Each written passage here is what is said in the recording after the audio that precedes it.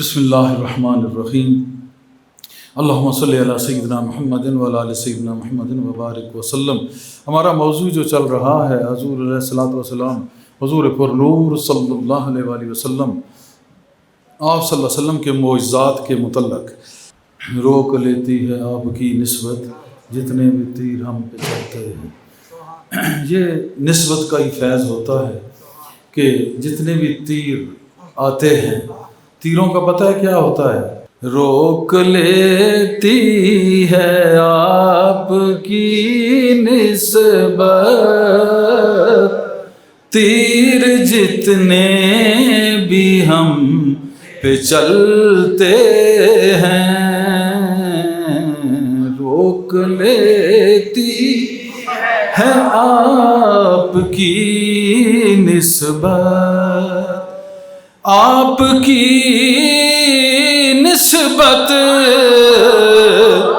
تیر جتنے بھی ہم پہ چلتے ہیں، روک لیتی ہے آپ کی نسبت۔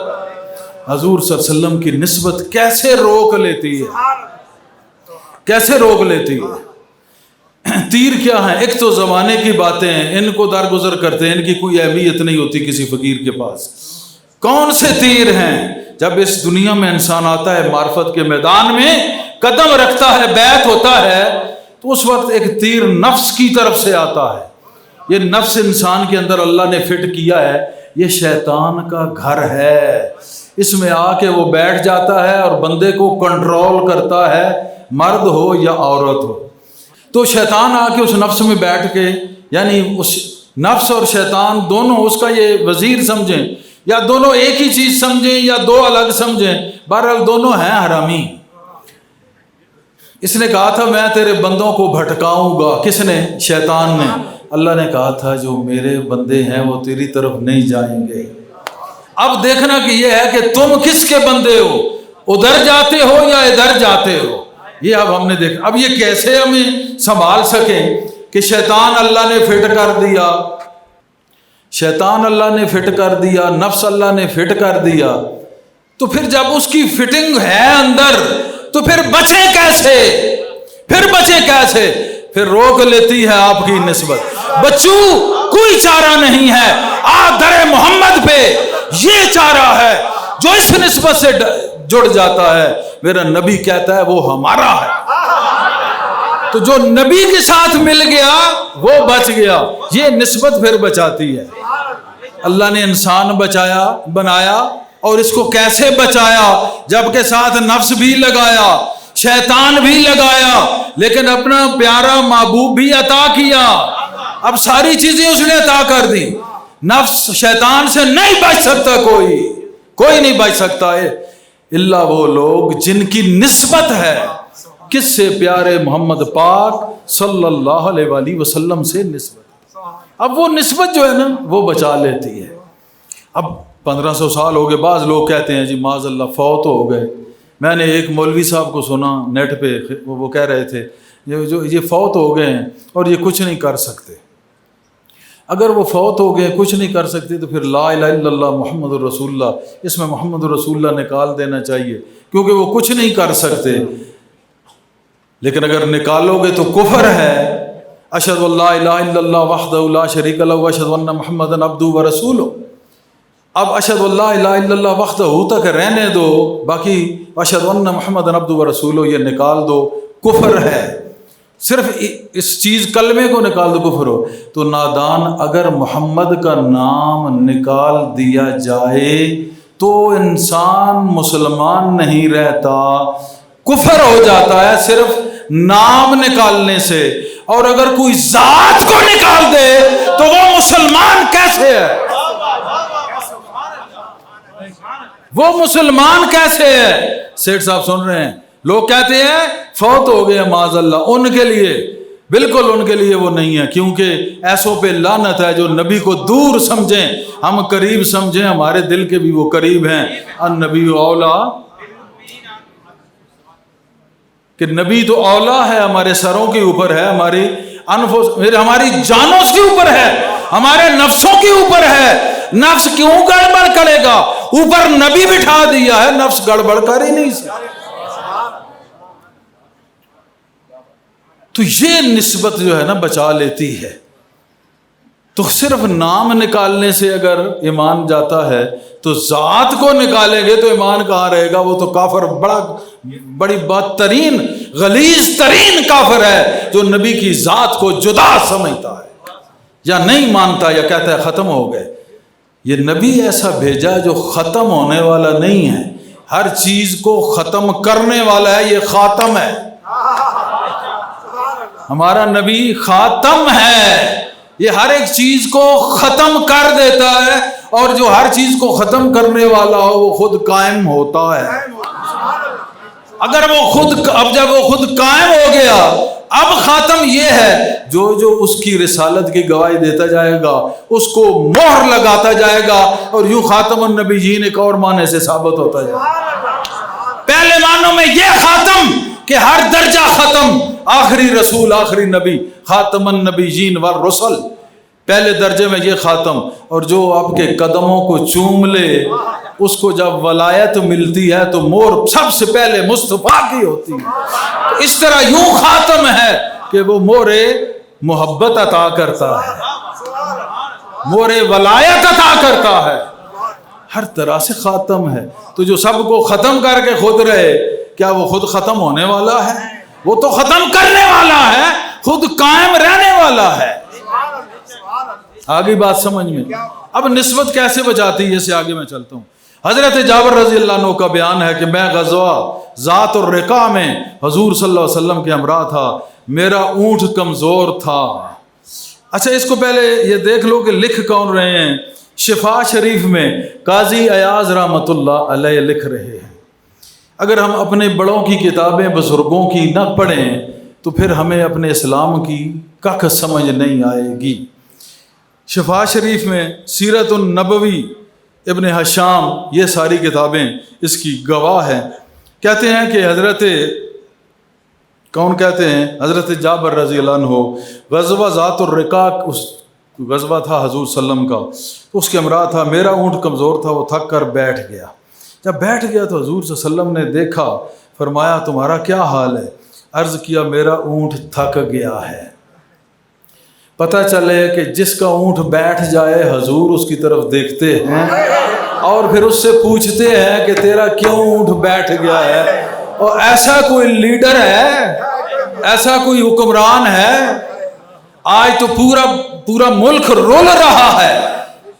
یعنی کہ یہ حالت انفلیشن کی کہ شاید روٹی کھانے سے بھی تنگ، باقی اخراجات سے بھی تنگ. تو کسی کو کوئی خبر ہے؟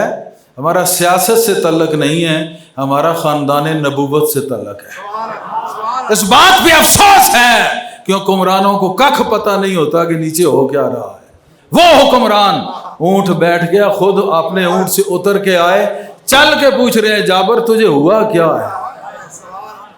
اب اس نے آواز لگائی تھی نہیں، حضور کو پتہ چل گیا کہ اونٹ بیٹھ گیا. قافلہ تو جب غزوہ لڑنے جا رہے تھے پورا لشکر تھا، کیا 2 اونٹ تھے، ایک جابر کا اور ایک حضور کا؟ اتنے اونٹوں میں سب کو چھوڑ کے پیارے مصطفیٰ جابر کے پاس آئے، کیونکہ حکمران کو پتا تھا کہ فلاں دل پہ کیا بیت رہی ہے. کیونکہ وہ ظاہری حکمران نہیں تھے، وہ دلوں کے بھی حکمران تھے، وہ دلوں کے بھی حکمران تھے. پتہ چل گیا فلاں دل کا جو بلب ہے وہ ٹمٹما رہا ہے، اندر کچھ رولا ہے. حضور آئے کہ پوچھا کیا ہو گیا؟ حضور اونٹ تھک کے بیٹھ گیا. دیکھو نا، مسلمان اوائل میں غریب تھے، کمزور اونٹ تھے، اور حضور جس پہ تشریف لے گئے تھے بنو سعد قبیلہ میں نے وہ جگہ دیکھی ہے، حضور نے خود دکھائی ہے اپنی رحمت سے. تو اس جگہ پہ جو حضور گئے تھے وہ بھی کمزور اونٹنی تھی. تو حضور کمزوروں کے ساتھ ہوتے ہیں، اور دلیر بندے کی، اب نشانی سن لو، دلیر بندے کی یہ نشانی ہوتی ہے کہ وہ کمزور کے ساتھ ہوتا ہے. بزدل کی یہ نشانی ہوتی ہے کہ وہ طاقتور کے ساتھ ہوتا ہے.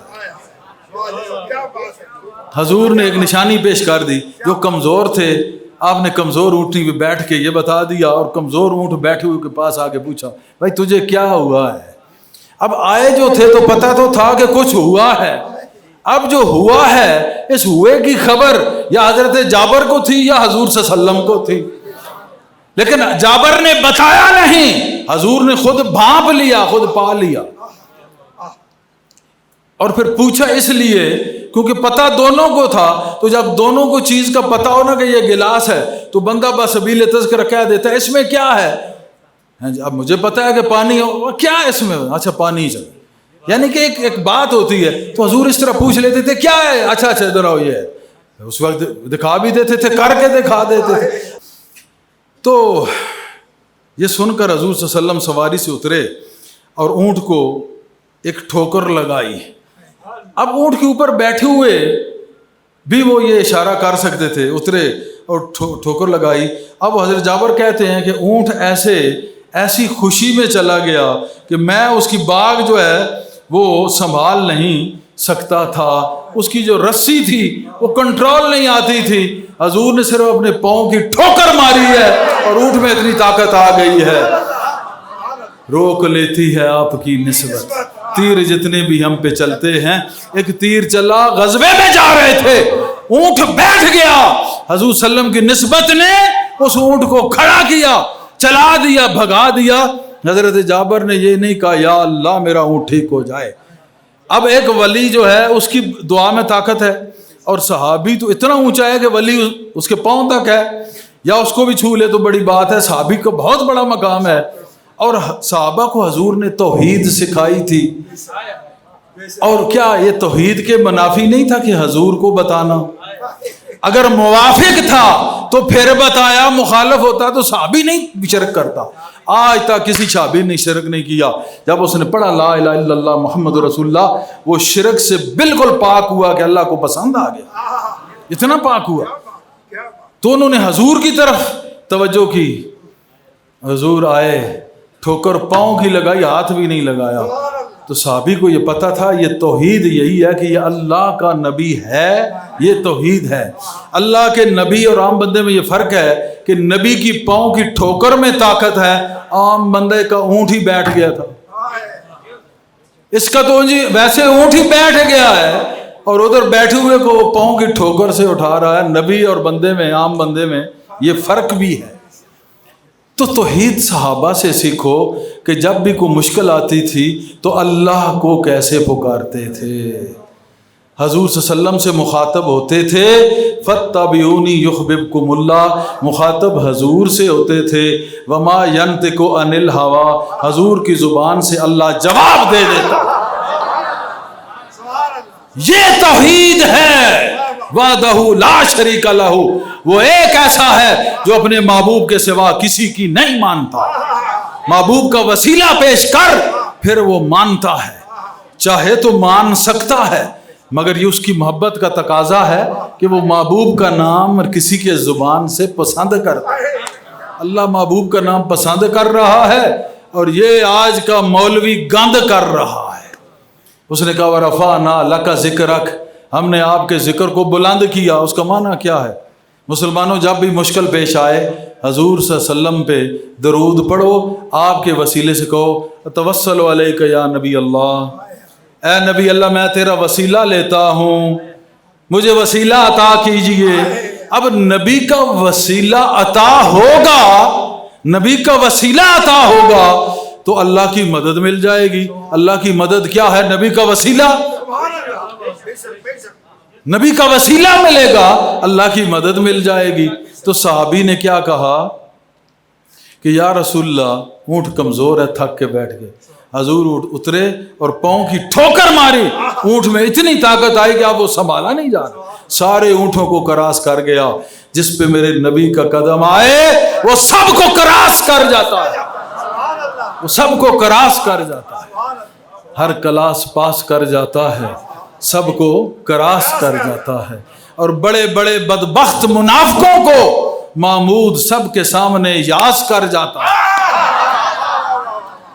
اتنی بات اس حدیث کی سمجھ آ جائے کہ جب اس کو میں تھوڑا خلاصہ بند کر دوں کہ جب بھی مشکل پیش آئے حضور صلی اللہ علیہ وسلم کا وسیلہ پیش کرو، مشکل کشائی ہو جائے گی۔ کون کرے گا؟ اللہ کرے گا، اللہ کرے گا۔ کیسے کرے گا؟ یعنی کہ حضور کا وسیلہ کیا ہے اللہ کی مدد کا دوسرا نام ہے؟ حضور صلی اللہ علیہ وسلم کا وسیلہ کیا ہے؟ اللہ کی مدد کا دوسرا نام ہے۔ ہم وسیلہ حضور کا پیش کرتے ہیں، اللہ ہماری مدد کر دیتا ہے۔ اچھا، اس کی بڑی آخری اور اس کی بڑی نشانی یہ ہے، ایک اور شرط اور نشانی اور ایمان کی بات بتا دوں، ذہن میں رکھ لینا، اپنے ایمان کی جو تھیلی ہے اس میں باندھ کے کہ میدان معاشر ہوگا، کوئی چیز کام نہیں آئے گی، صرف وسیلہ پیش ہے۔ شفاعت کیا ہے؟ شفاعت کیا ہے؟ اور جو شفاعت کر رہا ہے وہ تو اس کی شفاعت وسیلہ ہے، تو وہ بذات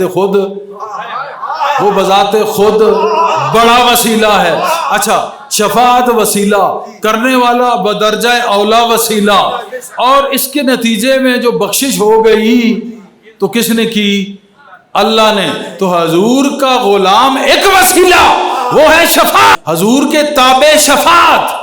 تو حضور کے تابع شفاعت نے جب شفاعت ہوئی جو حضور کے تابع ہے اور حضور وسیلہ اولا ٹھہرے، اور جب یہ وسیلہ پیش آیا تو اللہ نے معاف کر دیا، گویا اللہ حضور کے تابع جو شفاعت ہے اس کے عین مطابق چلتا ہے۔ نہیں، میری بات نہیں سمجھے، میری بات نہیں سمجھے۔ حضور کی تابع داری میں شفاعت ہے، اس سے کام چل جائے گا، اور نکمیاں حضور کی تابع داری، حضور کی تابع دار غلام شفاعت کام چلا لے گی، حضور تو ایک طرف کھڑے ہوں گے، حضور تو پھر اس سے آگے ہیں، یہ تو کام آپ کی زبان نے کر دیا، حضور کا پورا نور تو الگ کھڑا ہوگا، وہ اس لیے کہ اس کو اللہ خود دیکھ رہا ہوگا۔ حضور کی زبان ہلے گی، حضور کی زبان ہلے گی، تیری جان چھوٹ جائے گی، تو وسیلے کو پیٹ رہا ہے، وہاں تو وسیلے کی غلام شفاعت بھی کام کر جائے۔ تو آپ سمجھ آ گئی؟ اب میں نے یہی کہا نا کہ اگر میں کھولوں گا تو پھر یہ حدیث کھلتی جائے گی، کیونکہ حضور کا جب فیض ملتا ہے اس میں اور بہت کچھ ہے۔ آپ کا غزوے پہ جانا ضروری تھا؟ کیا آپ کا معجزہ دکھانا ضروری تھا؟ یہ اللہ کا ضروری تھا کہ محبوب جائے اور اپنا کچھ کرشمہ دکھائے اور ان کو پتہ چل جائے کہ محمد کا کوئی اللہ ہے۔ یہ جنگیں جیتے پتہ چلے کوئی اللہ ہے، اس کا ایک شیر علی باہر نکلے سب کو پھڑکا دے، پتہ چل جائے کہ مسلمانوں کا کوئی اللہ ہے۔ کم بخت حضور کی چوکھٹ کو چوم، میں کہتا ہوں کہ کوئی تیرا چارہ نہیں جب تک تو حضور کی چوکھٹ کو نہیں چومتا، ورنہ دھکے کھائے گا، ذلیل و برباد ہوگا، جیسے کہ مسلمان آج ہو رہا ہے۔ اللہ پاک ہمیں شفاعت مصطفیٰ میں رکھے، قرب مصطفیٰ میں رکھے۔ اللہم صلی علی سیدنا محمد، اللہم صلی علی سیدنا محمد۔